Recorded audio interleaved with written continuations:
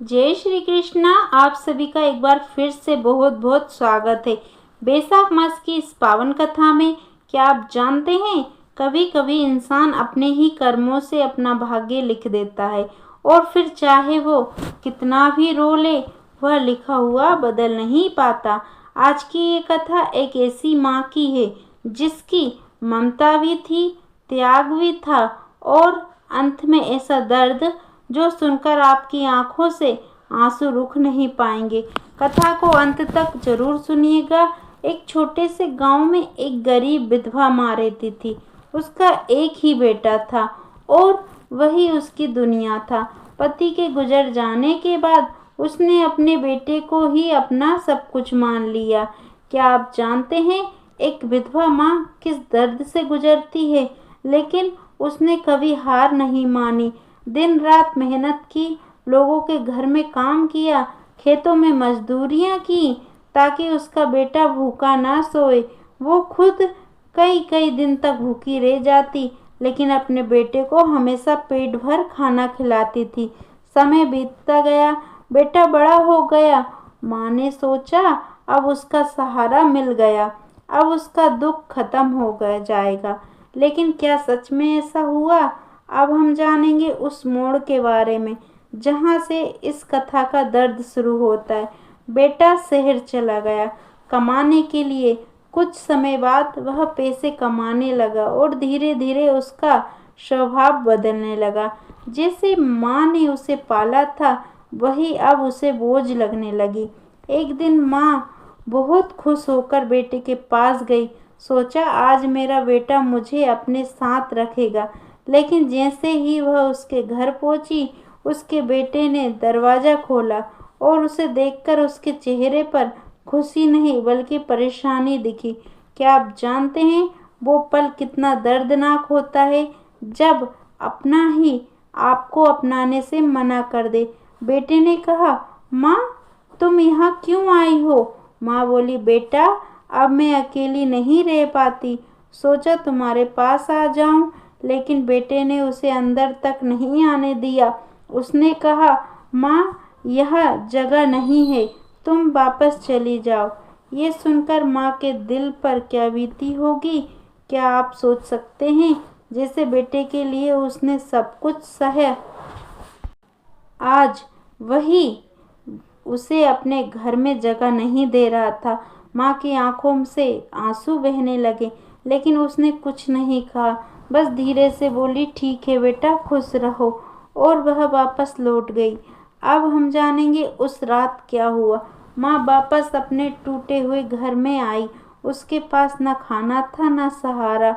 वो भूखी ही एक कोने में बैठ गई और भगवान से बात करने लगी। भगवान, मैंने कौन सा पाप किया था जो आज ये दिन देखना पड़ रहा है? उसकी आवाज़ काँप रही थी, आंखों से आंसू रुक नहीं रहे थे। वो बोली, मैंने तो हमेशा अपने बेटे का भला ही चाहा, फिर आज वो मुझे ही क्यों ठुकरा गया? क्या आप जानते हैं जब एक माँ दिल से रोती है तो उसकी आवाज़ सीधे भगवान तक जाती है।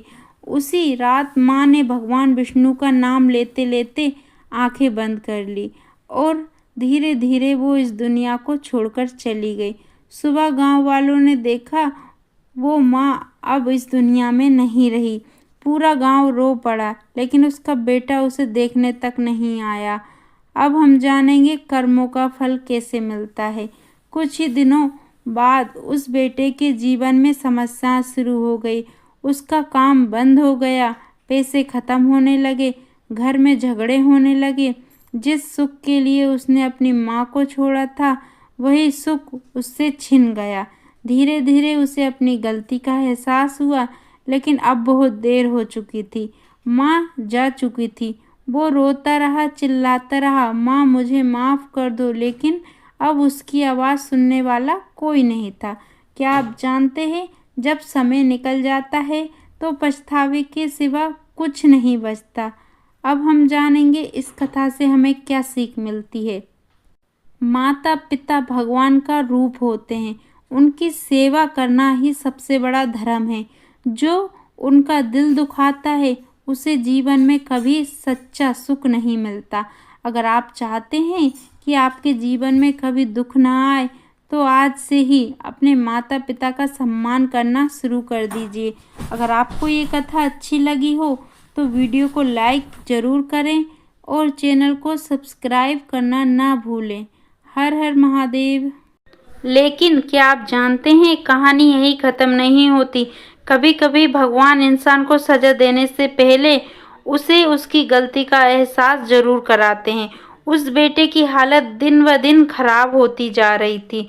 जिसके पास कभी सब कुछ था आज उसके पास कुछ भी नहीं बचा, ना पैसे, ना सम्मान, ना शांति। उसकी पत्नी भी उससे लड़ने लगी। घर में रोज कलेश होने लगा। अब हम जानेंगे वो पल जब उसका दिल पूरी तरह टूट गया। एक दिन वो अकेला बैठा था और अचानक उसे अपनी माँ की बातें याद आने लगी। कैसे वो उसे बचपन में गोद में सुलाती थी, कैसे खुद भूखी रहकर उसे खिलाती थी, कैसे हर दर्द में उसका साथ देती थी। ये सब याद करते ही उसकी आंखों से आंसू बहने लगे। वो जोर जोर से रोने लगा और बोला, माँ, मैंने तेरे साथ बहुत गलत किया, मुझे माफ़ कर दे माँ। क्या आप जानते हैं पछतावा तब होता है जब सब कुछ खत्म हो जाता है। अगले दिन वो अपने गांव गया जहां उसकी माँ रहती थी। वह उसी टूटे हुए घर के पास गया जहां कभी उसकी माँ उसका इंतजार किया करती थी। लेकिन आज वह सन्नाटा था, चारों तरफ खामोशी थी। वो घर के अंदर गया और जैसे ही उसने उस कोने को देखा जहां उसकी माँ बैठी थी, वह भी गिर पड़ा और फूट फूट कर रोने लगा। गांव वालों ने उसे देखा और पास आए। उन्होंने कहा, अब क्यों रो रहा है? जब तेरी माँ जिंदा थी तब तूने उसकी कदर नहीं की। ये सुनकर उसका सिर शर्म से झुक गया। उसके पास कोई जवाब नहीं था। अब हम जानेंगे भगवान का न्याय कैसे पूरा होता है। कुछ ही समय में उसका स्वास्थ्य भी बिगड़ने लगा। वो कमज़ोर होता गया। जिस तरह उसकी माँ आखिरी समय में अकेली थी, आज वही हाल उसका हो गया। वो हर दिन बस एक ही बात कहता था, काश मैंने अपनी माँ को ठुकराया ना होता। लेकिन क्या आप कुछ बदल सकता था? नहीं, क्योंकि समय निकल चुका था। क्या आप जानते हैं भगवान देर से न्याय करते हैं लेकिन सही न्याय करते हैं। एक दिन वो मंदिर गया और भगवान के सामने बैठकर रोने लगा, हे प्रभु, मुझे सजा दे दो लेकिन मुझे मेरी माँ लौटा दो। लेकिन भगवान ने उसे अंदर से एक ही आवाज़ दी, जो समय चला गया वो कभी वापस नहीं आता।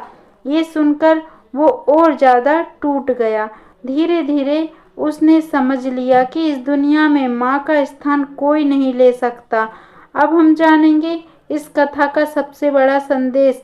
अगर आपके माता पिता जिंदा हैं तो आप बहुत भाग्यशाली हैं। उनकी सेवा कीजिए, उनका सम्मान कीजिए, क्योंकि जब वो चले जाते हैं तो सिर्फ पछतावा रह जाता है। माँ का दिल कभी मत दुखाइए, क्योंकि माँ की आह सीधे भगवान तक पहुँचती है। अगर आपको ये कथा सुनकर दिल में कुछ महसूस हुआ हो तो आज ही अपने माता पिता के पास जाइए और उन्हें प्यार से गले लगाइए। अगर ये कथा आपके दिल को छू गई हो तो वीडियो को लाइक ज़रूर करें और चैनल को सब्सक्राइब करना ना भूलें। जय श्री कृष्णा।